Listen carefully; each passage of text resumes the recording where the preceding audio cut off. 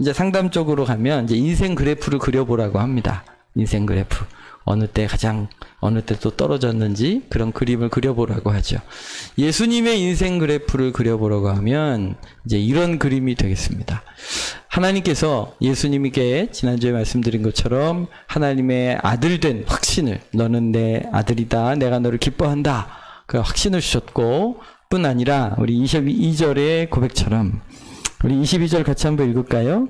이스라엘 사람들아, 이 말을 들으라. 너희도 아는 바와 같이 하나님께서 나사렛 예수로 큰 권능과 기사와 표적을 너희 가운데 베푸사 너희 앞에서 그를 증언하셨느니라. 그러니까 하나님께서 예수 그리스도의 이름, 여러분 원래 나사렛 예수라는 말이 조롱이 섞인 말이에요. 나사렛 지방이 굉장히 무시받던 지방이었기 때문에 나사렛 예수라는 말이 예수님을 조롱하기 위해 시작된 말이었지만, 하나님께서 큰 권능과 기사와 표적으로 나사렛 예수를 존귀한 이름으로 바꿔주신 거지요. 원래 그리스도인이라는 별명도 사도행전에서 시작이 되었는데, 그것도 좀 조롱하는, 저 이상한 사람들이다 라고 붙여준 별명들이었지만, 그 그리스도인이라는 이름이 이제 거룩한 이름이 되었죠. 오늘 예수님을 구주로 고백하는 성도들의 삶 안에도 하나님의 자녀된 확신과, 그리고 주님이 큰 기적과 이사 가운데 존귀케 하시는 하나님의 은혜를 누리시기를 축복합니다. 기억하십시오. 주께서 주의 자녀들의 기도를 들으시고 응답하시고 승리케 하셔서 부끄러움을 당치 않게 하시고 승리케 하실 줄 믿으시기를 바랍니다. 이게 예수님 시즌 1, 예수님의 시즌, 첫 번째 시즌과 관련된 묵상이었습니다. 근데 두 번째 예수님의 시즌이 있습니다. 23절입니다. 우리 같이 한번 읽을까요? 그가 하나님께서 정하신 뜻과 미리 아신 대로 내준 바 되었거늘 너희가 법 없는 자들의 손을 빌려 못 박아 죽였으나. 두 번째 예수님의 시즌과 관련된 주제는요, 고난, 십자가, 죽음입니다. 여러분, 우리의 인생이 늘 존귀함을 얻고 늘 승리하고 늘 온전하면 얼마나 좋겠습니까? 그런데 예수님의 삶에서도요, 두 번째 시즌과 관련돼서는 고난과 죽음과 십자가를 이제 묵상하게 됩니다. 오늘 특별히 22절을 23절을 보시면 하나님께서 정하신 뜻대로 하셨답니다. 그러니까 예수님의 십자가의 고난과 죽으심은 그냥 우연히 벌어진 일이 아니라 하나님의 목적과 계획 가운데 이루어졌다는 것이죠. 그리고 다음 구절을 보시면 미리 아신 대로 하셨대요. 이 이야기는 뭐냐면, 여러분 마치 그 굶주린 늑대와 이리 사이에다가 양 한 마리를 넣으면 어떻게 될 거라는 게 예상이 되시죠? 하나님께서 하나님의 아들 예수 그리스도를 마귀와 그리고 악한 인생들 사이에 내어놓으면 어떻게 될지 하나님이 아셨어요. 그럼에도 불구하고 예수님을 거기에 내어주신 것입니다. 그래서 예수님이 고난을 당하시고 십자가를 지시고 죽으심을 당하신 것이죠. 근데 중요한 것은 그것이 우연히 벌어진 일이 아니라 하나님의 의도와 하나님의 섭리와 하나님의 계획 가운데 진행이 되었다는 것입니다. 근데 여기서 끝나버리면 도대체 고난은 왜 주시는 건가, 우리에게 질문이 남죠. 그래서 예수님의 십자가의 죽으심과 고난을 통하여 이루어진 하나님의 열매들, 주께서 맺게 하신 열매들을 좀 묵상할 필요가 있습니다. 우리 이사야서 53장 10절입니다. 같이 읽을까요? 여호와께서 그에게 상함을 받게 하시기를 원하사 질고를 당하게 하셨은즉, 그러니까 하나님이 일부러 그렇게 하신 거예요. 예수님한테 예수님이 상함을 받기를 원하시고 질고를 당하게 하셨다는 거죠. 거기에 하나님의 의지가, 하나님의 계획이 담겨 있습니다. 계속 읽을까요? 그의 영혼을 속건제물로 드리게 이르면 그가 씨를 보게 되며 그의 날은 길 것이요 또 그의 손으로 여호와께서 기뻐하시는 뜻을 성취하리로다. 그가 자기의 영혼에 수고하는 것을 보고 만족하게 여길 것이라. 나의 의로운 종이 자기의 지식으로 많은 사람을 의롭게 하며 또 그들의 죄악을 친히 담당하리로다. 아멘. 여러분, 예수님의 십자가의 죽으심과 예수님의 고난을 통하여 일어난 결과가 뭐냐면 그의 씨를, 그러니까 후손들을 보게 된다는 거예요. 우리가 다 예수님의 후손이죠. 예수님이도 다 구원받은 백성들 아닙니까? 예수님이 십자가에 고난당하신 그 은혜 때문에 얻게 된 생명입니다. 그의 길은 길고 그의 날은, 예수님 죽으신 걸로 끝나지 않았죠. 예수님 부활하시고 영원한 하나님의 사람인 것이 증거된 것입니다. 그의 날은 길 것이고 여호와께서 기뻐하시는 뜻을 성취하셨습니다. 그리고 자기가 헌신한 것을 통해 만족을 경험하십니다. 예수님이요.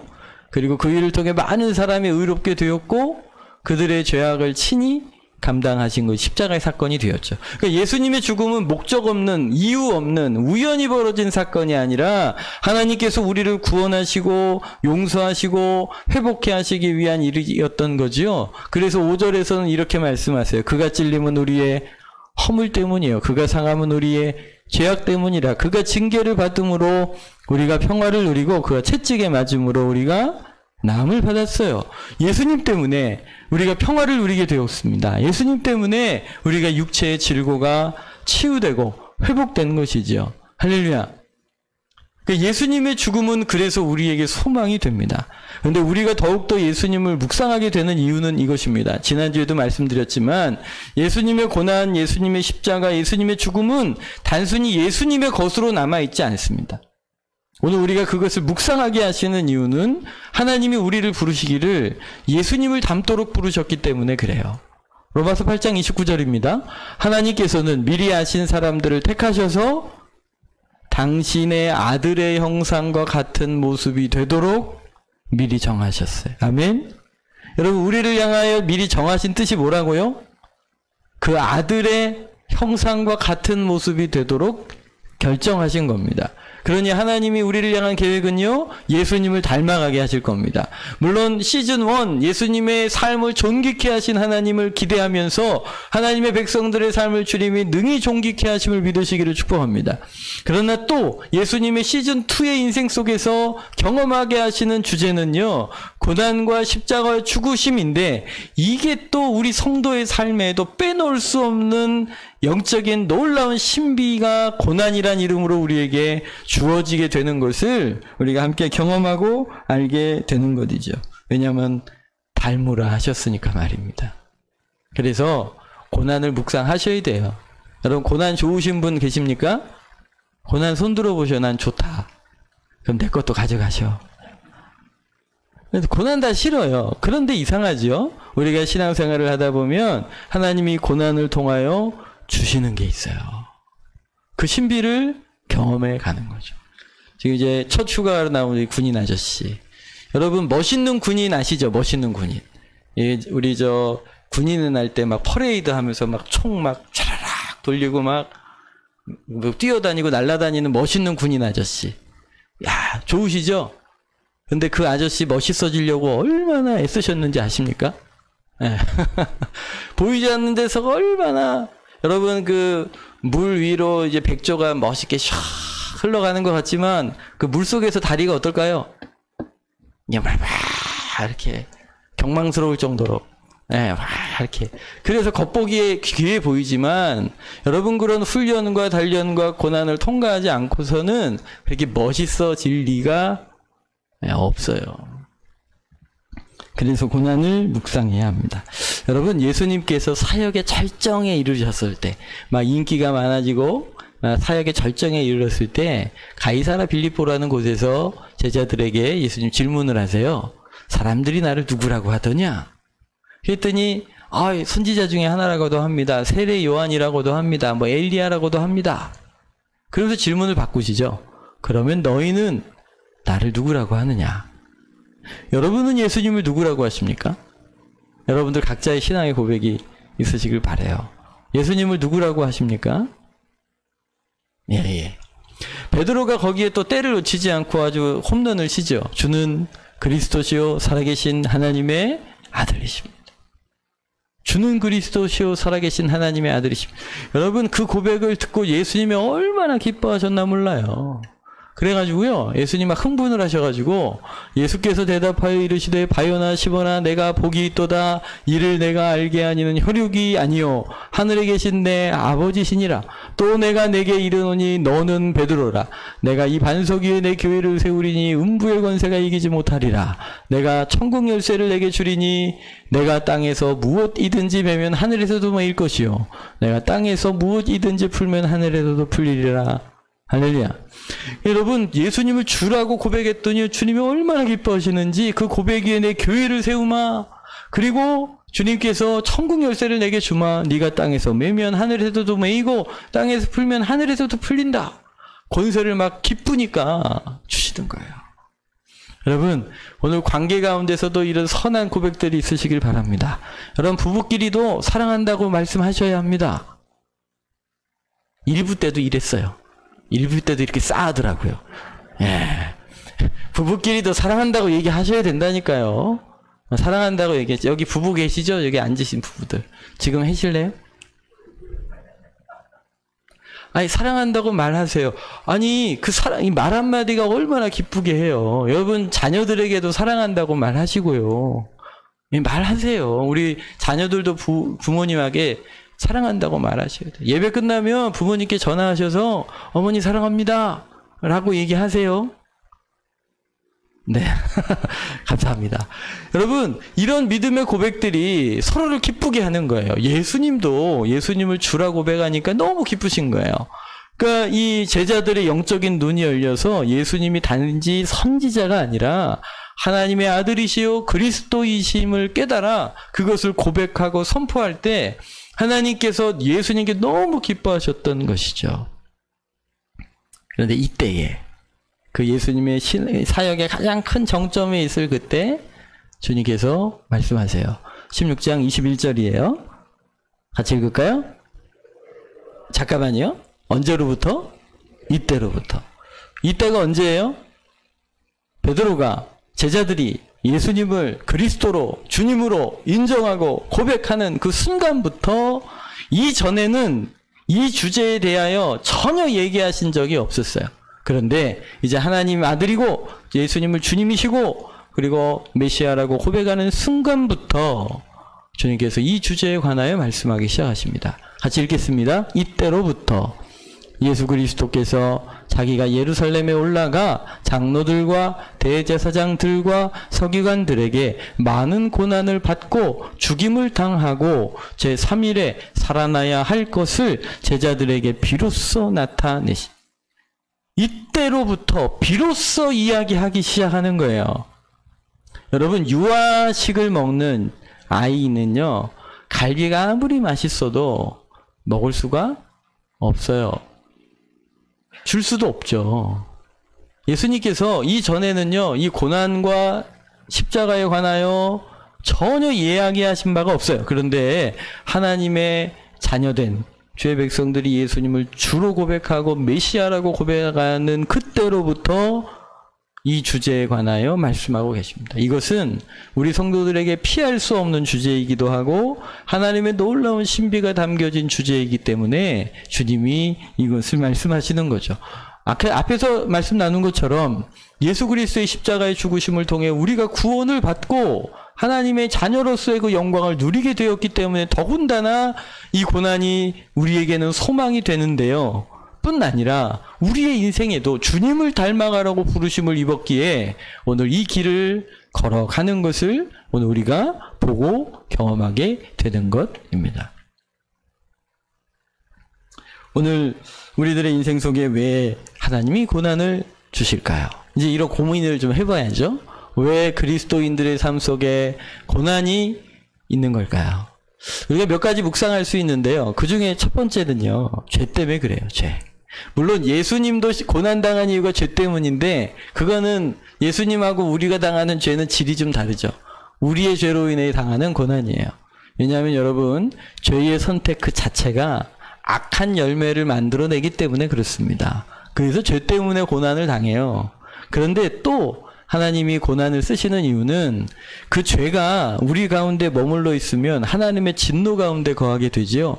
그러니까 마치 우리 몸에서 암을 제거해내는 수술을 하는 것처럼 하나님께서 이 고난을 통하여 우리 속에 있는 죄를 끊어내시는 역사를 감당합니다. 또 죄는요, 마귀가 우리의 인생 속에 역사할 수 있도록 문을 열어주는 일이거든요. 그러니 예수님이 오신 이유가 마귀의 일을 멸하러 오신 거기 때문에 하나님께서 이 죄를 우리로 하여금 끊어내고 회개하도록 역사하시는 줄 믿으시기를 바랍니다.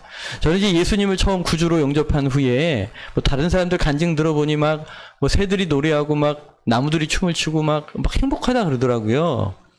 그럴 줄 알고 예수님 영접했는데 그날부터 얼마나 마음이 불편하던지 전에는 아무렇지 않게 생각했던 일들이 말들이 막 이게 너무 무거운 죄처럼 느껴지는 거예요. 남들은 예수님 믿고 행복하다는데 저는 예수님 믿는 날부터 막 무거운 짐이 어깨에 막 이렇게 쌓여가지고 죽겠더라고요. 그래서 하나님, 저는 예수님 잘못 믿었나 봐요. 왜 이러는 거예요? 왜 이렇게 저는 마음이 힘들고 어려울까요?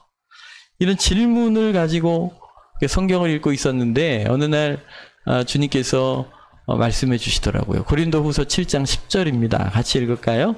하나님의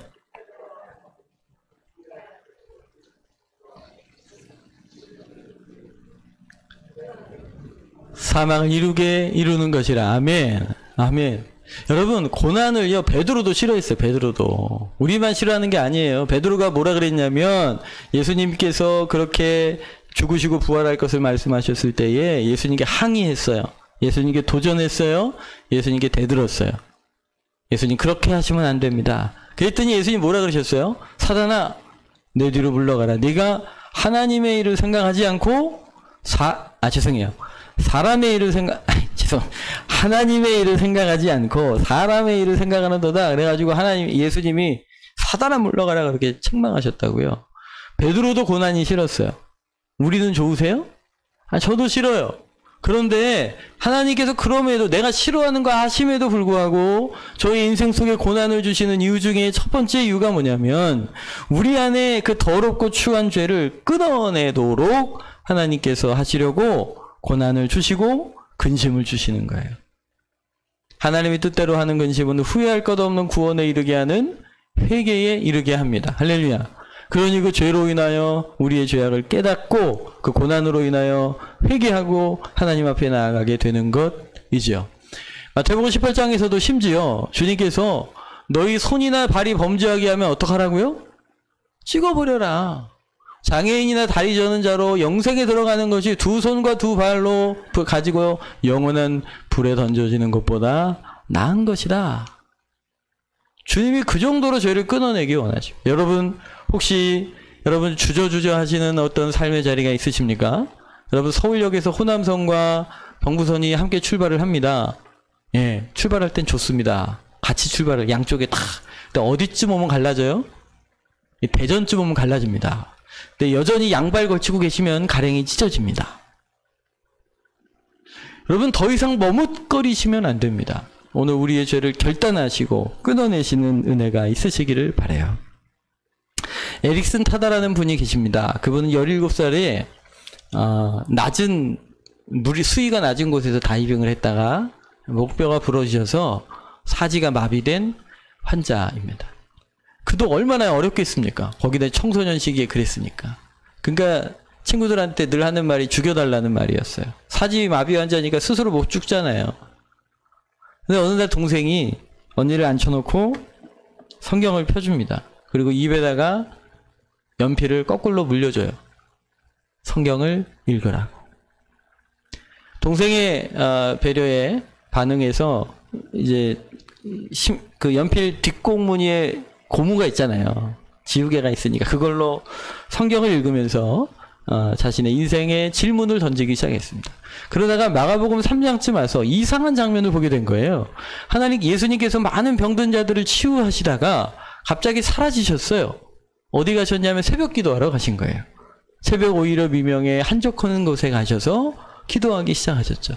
제자들이 쫓아갔어요. 예수님, 저 병든 자들이 많이 있는데 저 사람 치료해 주셔야죠. 다들 기다리고 있습니다.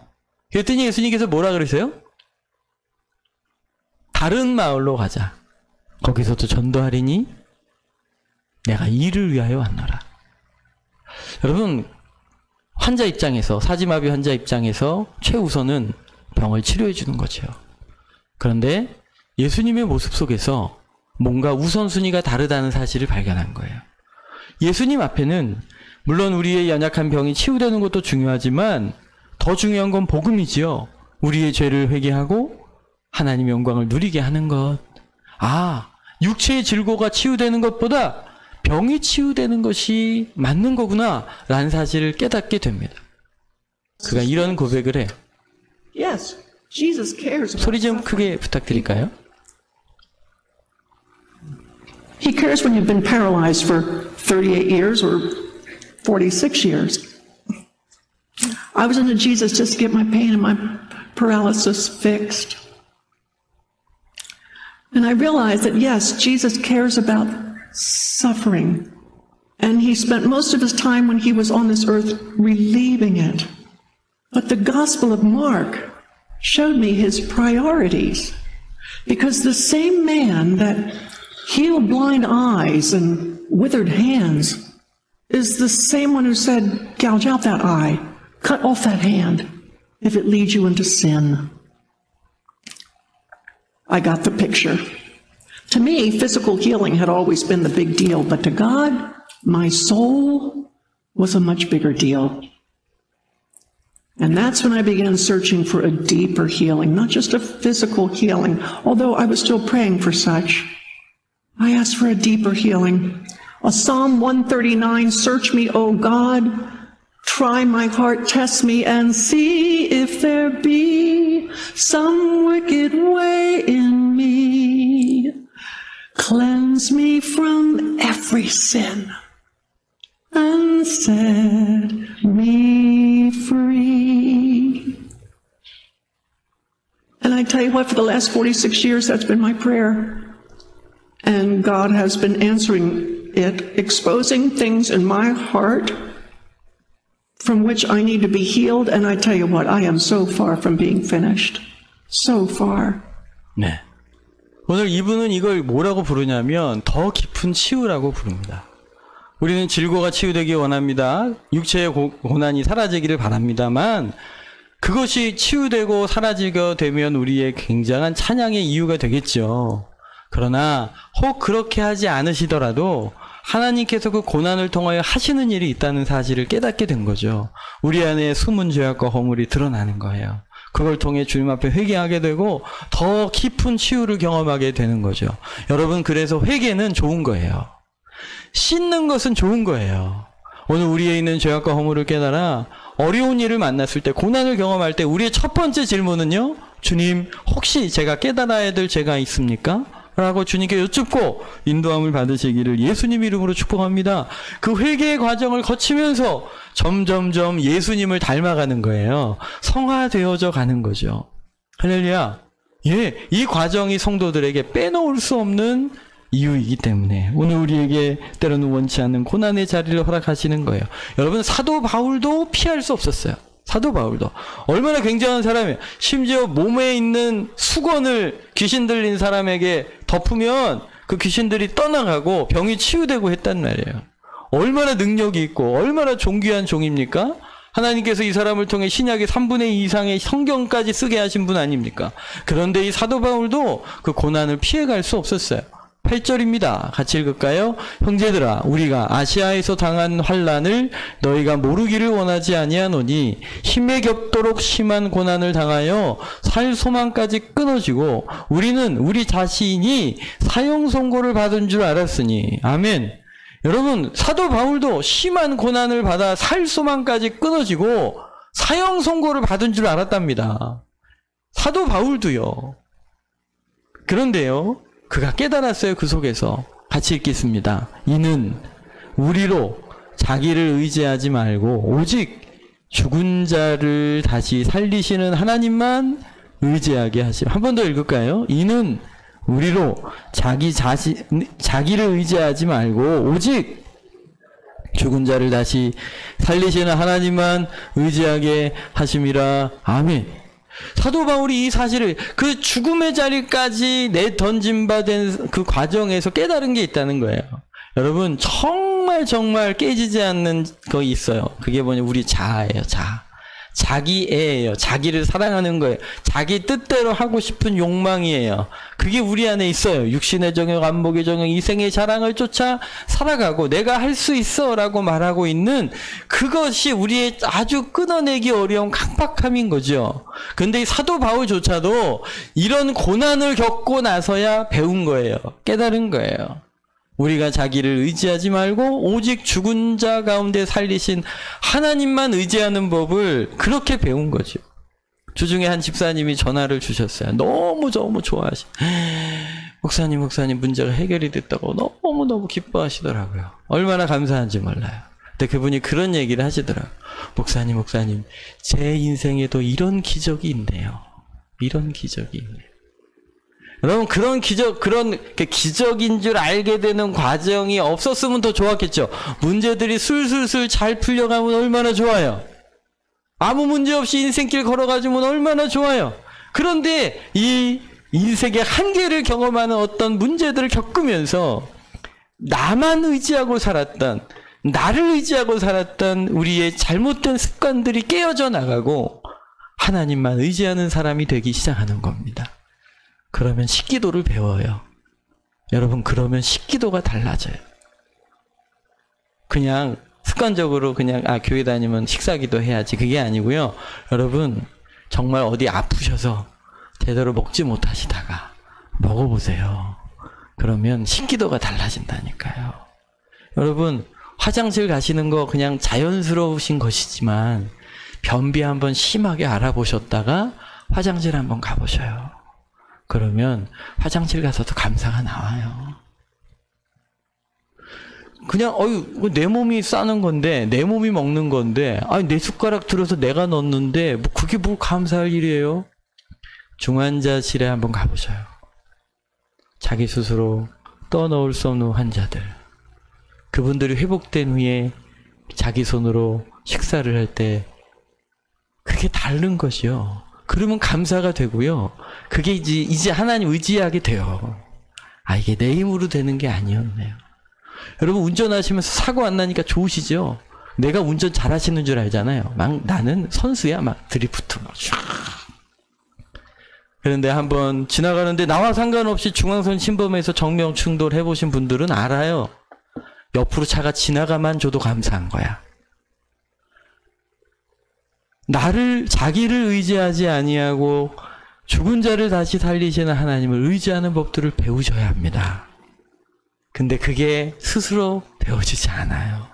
고난을 통과한 후에 알게 되니 어쩌합니까? 그러니 하나님이 이 고난을 사용하시는 거예요. 야고보 사도도 이렇게 얘기하죠. 내 형제들아, 너희가 여러 가지 시험을 당하거든 온전히 기쁘게 여기라. 기뻐하라고요. 이는 너희가 믿음의 시련이 인내를 만들어내는 줄 너희가 알미라. 인내를 온전히 이루라. 이는 너희로 온전하고 구비하고 조금도 부족함이 없게 하려 함이라. 이게 그냥 되는 게 아니에요, 여러분. 여러분 신앙생활 하시면서 참 존경하실 만한 어르신들 계시죠? 교회 다니다 보고 신앙생활이다 보면 저 어떻게 예수님 믿으면 저렇게 믿어야지, 그런 분들 계시죠? 그분이 타고난 걸까요? 아니요. 한번 붙들고 얘기 한번 들어보셔. 우리 정석주 시인의 대추 하날이라는 시입니다. 같이 한번 읽어볼까요? 저게 저절로 붉어질 리는 없다. 저 안에 태풍 몇 개, 저 안에 천둥 몇 개, 저 안에 벼락 몇 개. 저게 혼자서 둥그러질 리는 없다. 저 안에 무서리 내리는 밤, 저 안에 땡볕 두어 달, 저 안에 초순달 몇 날이 들어 있어요. 저게 그냥 그렇게 붉어지는 게 아니라니까요. 저게 그냥 그렇게 동그래지는 게 아니라니까요. 그러니까 그날의 태풍도, 그날의 천둥도, 벼락도, 무서리 내리고 그 떼약볕에 머물렀던 그 시간들도 의미가 있어지는 거죠. 이때의 인생을 해석하는 눈이 열려요. 복음 안에서 말입니다. 오늘 그렇게 우리를 단련하셔서 예수님을 닮아가게 하는 거죠. 왜 주님 저에게 이런 일을 허락하신 건가요? 막 대들고 싶은 날들이 왜 없겠습니까? 그럼에도 불구하고 하나님 그 고난에 담겨진 신비한 하나님의 은혜가 오늘 우리를 붙들고 계시는 줄 믿으시기를 바랍니다. 주님은 단 한 번도 우리를 놓쳐보신 적이 없어요. 여러분, 놓쳐보신 적이 없다니까요. 오늘 주님을 믿으십시오. 우리가 더 묵상해야 될 것이 있죠. 예수님이 당하신 고난의 의미예요. 여러분, 우리는요, 죄를 회개하기 위하여, 우리가 주님을 닮아가기 위하여 연단하고 단련하느라 고난을 사용하세요. 그러나 한 걸음 더 나아가면 이제서야 이제 예수님의 고난에 동참하는 법을 배우게 되죠. 예수님의 고난은 자기를 위한 고난이 아니었어요. 예수님의 고난은 다른 사람을 위한 고난이었어요. 다른 영혼을 살리기 위한 고난이었어요. 그분의 십자가, 그분의 고통, 그분의 죽으심은 나를 살리려고, 나를 구원하시려고, 다른 사람을 유익하게 하시려는 하나님의 부르심을 감당하는 고난이었고 십자가였어요. 사명이었던 거죠. 여러분, 예수님의 죽으심과 십자가는 사명이었어요. 오늘 성도들에게 그 사명을 부여하고 계시는 거예요. 하나님께서 우리를 그렇게 부르고 계시는 거죠. 여러분의 인생의 사명은 무엇입니까? 라고 질문을 하면 대답할 것이 있으셔야 합니다. 여러분들의 사명은 무엇입니까? 극적. 그러면 생각해 보셔야 해요. 여러분이 고난의 단계 중에 죄를 회개하는 단계와 나를 단련하는 단계밖에 아직 모르시는 거예요. 여러분, 주께서 우리에게 맡기신 사명이 있어요. 우리를 충성되이 여기셔서 맡기신 사명이 있어요. 그 사명을 알고 계시고 그 사명을 감당하고 계시다면 오늘 그리스도의 고난에 동참하고 계시는 거예요. 그 고난에 동참함으로 내가 아니라 누군가를 살리고 계시는 거예요. 그 일이 쉽지 않아요. 그 일을 하다가 오해도 당하고 눈물도 흘리고 피도 흘리고 희생도 해야 해요. 그러나 그걸 통해 누군가를 살리고 있다는 사실이 오늘 우리 가운데 감격이 되는 것이죠. 사도 바울이 이런 고백을 합니다.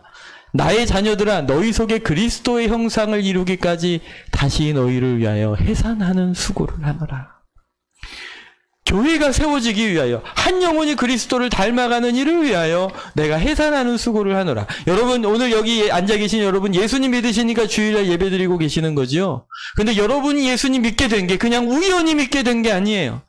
아니, 난 그냥 믿어졌어. 아니요, 그렇지 않아요. 오늘 내 영혼을 위하여 누군가가 눈물을 흘리는 밤이 있었어요. 누군가가 나의 구원을 위하여 금식하며 기도했어요. 누군가가 오늘 나의 구원을 위하여 헌신했기 때문에 오늘 내가 구원을 받아 여기 있는 거예요. 여러분, 그냥 된 게 아니라니까요. 오늘 누군가의 눈물과 희생과 헌신, 그렇지요. 예수 그리스도의 십자가의 구속이 있었기 때문이지요. 그리고 그 복음이 우리에게 전달되는 과정에 나를 사랑하여서 이 영혼의 회복과 구원을 위하여 눈물 뿌려 기도했던 누군가의 수고와 헌신이, 나에게 복음을 전해주었던 스쳐 지나간 수많은 전도자들이 있었기 때문에 오늘 복음이 나에게 전달된 줄 믿으시기를 바라요. 사도 바울이 이 비밀을 알았기 때문에 골로새서 1장에서도 나는 이제 너희를 위하여 받는 괴로움을 기뻐하고 그리스도의 남은 고난을 그의 몸된 교회를 위하여 어디에 채운다고요? 내 육체에 채운다. 이제는 자발적으로 주님의 고난에 동참하고 있는 거예요. 주님, 제가 여기 있습니다. 저를 보내주소서. 할렐루야. 여러분, 성도의 믿음의 자리는 거기까지 가셔야 해요. 내 죄를 회개하는 고난을 넘어 나를 단련하여 주님 닮아가게 하시는 고난을 넘어 하나님이 쓰시고자 하실 때에 주님, 제가 여기 있습니다. 아무도 예배하지 않는 곳에 예배자로 주님 제가 서 있겠습니다. 아무도 전도하지 않는 자리에 제가 전도자로 있겠습니다. 아무도 봉사하고 헌신하지 않는 그곳에 제가 첫 번째 사람이고 제가 마지막 사람일 수 있기를 소망합니다. 주여, 나를 도와주소서. 어느 날부턴가 내 영혼 안에 영혼 사랑하는 마음을 주시고, 전에는 사람 만나면 아유, 그 머리 어디서 하셨어요? 그 매니큐어 이쁘다. 어디서 하신 거예요? 그게 관심거리였는데 이제는 그게 아니고 예수님 믿으세요? 이게 첫 번째 관심거리가 돼버렸어요. 그 사람이 차를 뭘 몰고 다니든 집이 몇 채인지 그게 관심거리가 아니라 예수님 믿으세요? 이게 첫 번째 관심거리가 되어버렸어요. 그들을 위해 기도하게 되고 사랑하고 헌신하게 되는 거죠. 여러분, 여러분에게 맡기신 사명을 은혜로 붙드시기를 바랍니다. 그 길이 쉽지 않아요. 좁은 길이고 좁은 문이에요. 그런데 내가 순종의 그 길을 가다 보면 누군가가 살아나요. 누군가가 살아나요. 여러분, 그 옛날에는 물동이를 다 이어왔잖아요. 우물에서 물동이를 이어서 그래서 집까지 와야 했습니다. 여러분, 근데요, 그 물동이를 이고 오는 길에 이 물동이가 찰랑찰랑 거려요. 그거 얼마나 힘들어요. 근데 그게 물이 다 그렇게 쏟아져 가요. 그런데 그렇게 물이 쏟아지며 지나간 거리가 봄이 되면 그 자리에서 꽃이 펴요. 나는 안간힘을 쓰고 걸어갔던 길인데 거기를 통해 흘려 넘쳐났던 그 물이 어느 날 거기가 꽃밭이 되게 하고 새 생명이 자라가게 하는 것이요. 오늘 우리의 수고가 헛되지 않습니다. 오늘 여러분들이 사명 감당하느라 걸어간 그 길, 예배를 드리기 위해서 헌신한 그 길, 여러분 갈등 속에 있지만 그래도 예배 드려야죠 하고 헌신한 그 길에 하나님께서 기뻐 받으시고 그걸 통해 또 다른 누군가를 살리는 거예요. 정승호 시인의 지푸라기라는 시의 일부입니다. 같이 한번 읽어볼까요? 나는 길가에 버려져 있는 게 아니다. 먼지를 일으켜 바람 따라 떠도는 게 아니다. 지푸라기라도 잡고 싶은 당신을 오직 기다릴 뿐이다. 내일도 슬퍼하고 오늘도 슬퍼하는 인생은 언제 어디서나 다시 시작할 수 없다고 오늘 인생의 마지막이라고 길바닥에 주저앉아 우는 당신이 지푸라기라도 잡고 다시 일어서길 기다릴 뿐이다. 여러분, 지푸라기로 존재하는 거 쉬운 일이 아닙니다. 길가에 버려져 있는 게 아닌가 스스로 의심하면서 왜 나는 이 자리에 있는 거지? 그런데 주님이 사명처럼 붙들고 그 자리를 지키게 하는 사람들이 있단 말이에요. 지푸라기에게도 사명이 있어요. 아유, 나 같은 게 뭘 해요? 아니요. 그렇지 않아요. 제가 가끔 여러분들 요즘 불평을 좀 했어요. 저에게 알코올 중독자분이 한 분 계세요. 어느 날 새벽 2시 반인데 대전에서 택시 타고 오셔가지고 교회 앞에서 문을 막 두드리는 거예요. 택시비 내라고. 아유, 중간에 깨니까 머리도 아프고 새벽 기도도 인도해야 되고 하여튼 정신없었어요. 근데 이 시를 읽다가 그런 감사가 되더라고요. 그분은 벼랑 끝에 있어요. 그런데 그분이 잡겠다고 잡은 지푸라기가 저였던 거죠. 그 새벽에. 그제서야 감사가 되더라고요. 여러분, 귀찮은 사람 있죠? 아니, 왜 저 같은 사람 날 붙여가지고 날 이렇게 귀찮게 하는 거야, 그냥? 기도를 해도 꼼짝도 안 하고, 그냥. 그런 사람 있잖아요. 1m 전방에서 도망도 안 가고 나를 귀찮게 하는. 하나님도 이상하게 또 그분들 붙들고 기도하게 만들고. 근데 어쩌면 여러분, 우리가 그분들에게 마지막 지푸라기일지도 몰라요. 여러분의 사명의 자리를 지키십시오. 사명의 자리를 지키십시오. 예수님께서 주님의 그 영혼을 살리는 그 고난에 동참하는 영광을 누리게 하시고요. 그를 통해 사람이 살아나고 부활의 영광을 경험하게 될 줄 믿으시기를 예수님 이름으로 축복합니다. 요한복음 16장 21절입니다. 같이 읽겠습니다. 여자가 해산하게 되면 그때가 이르렀으므로 근심하나 아기를 낳으면 세상에 난 기쁨으로 말미암아 그 고통을 다시 기억하지 아니하리라. 할렐루야. 그래서 애기 떠나셨죠? 그래서 애기 떠나셨잖아요. 그래서 여러분, 그 고난이 어려워요. 힘들어요. 근데 그 고난을 통하여 또 다른 생명이 태어난 걸 보면 그러면 그게 고난 다 잊어버리고요. 다시 또 그렇게 하려고 그래요. 할렐루야. 이게 신비죠. 이게 은혜지요. 여러분, 이 복음의 사람 되시기를 주의 이름으로 축복합니다. 이 시간 우리 같이 한번 기도하려고 합니다. 여러분들에게 고난은 어떤 의미이십니까? 때로는 우리의 죄악을 회개케 하기 위하여 주님께서 고난의 자리에서 흔들고 계실 수 있어요. 오늘 생각나는 죄가 있다면 회개하십시오. 하나님께서 피할 길을 주실 줄 믿습니다. 여러분, 때로는 우리를 훈련하고 단련하기 위해 고난을 주세요. 아직도 거칠고 온유하지 못하고 사람들 상처 주고 그리스도의 본 모습을 보이지 못할 때가 얼마나 많아요. 우리 훈련하시려고 그런 거예요. 그러니 인내하세요. 순종하세요. 한 걸음 더 나아가셔서 여러분, 누군가를 살리시려고 오늘 나에게 이 고난, 이 사명 허락하신 줄 믿으시기를 바랍니다. 이 사명의 짐, 이 십자가의 길, 내가 머뭇거리지 않고 사랑으로 걸어갈 수 있게 도와주십시오. 오늘 성령의 이끄심을 따라 우리 이 시간 같이 한번 기도합니다. 주여.